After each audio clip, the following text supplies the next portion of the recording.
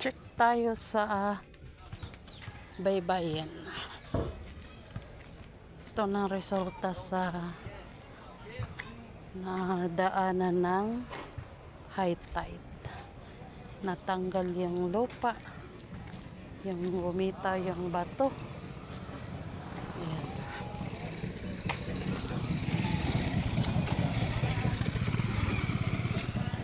Ang pangit ng kalsada, maputik. Yung mga bata naglalaro doon.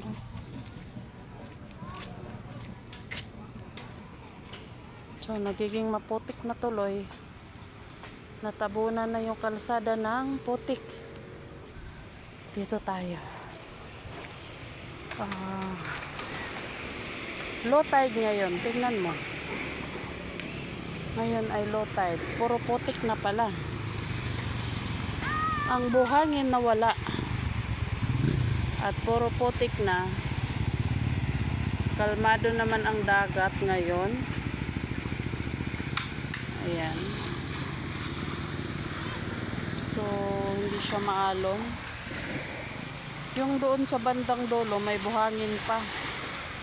Pero sa malamang, kakainin din yan ng dagat. Kasi dati, dito, ganyan yun. May buhangin. Ngayon, wala nang buhangin. Puro putik na. Lumabas na yung pinakapuno ng seawall. Ayun. Hanggang doon.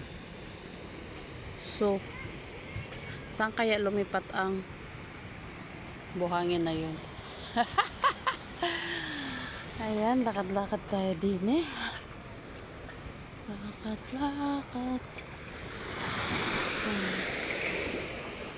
Dito guys, may mga video ako dito.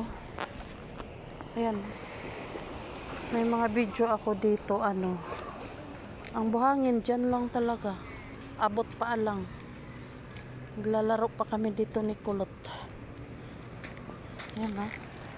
Ang ugat ng binalatan natin, ang galanan ng lupa, ang mga ugat ng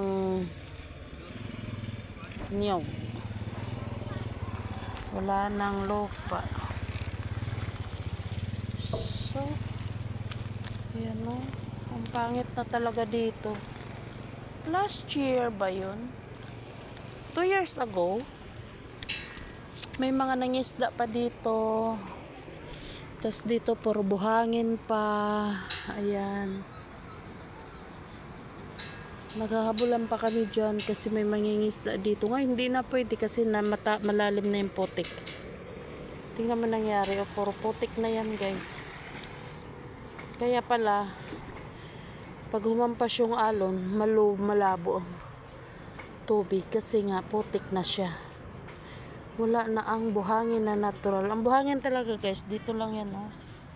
Dati, abot pa lang namin pag umupo kami dito. Ngayon wala na siya.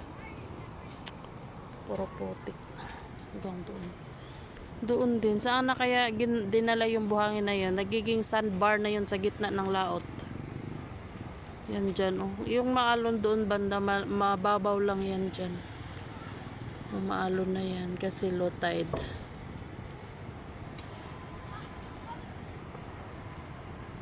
Ang ganda ng panahon ngayon.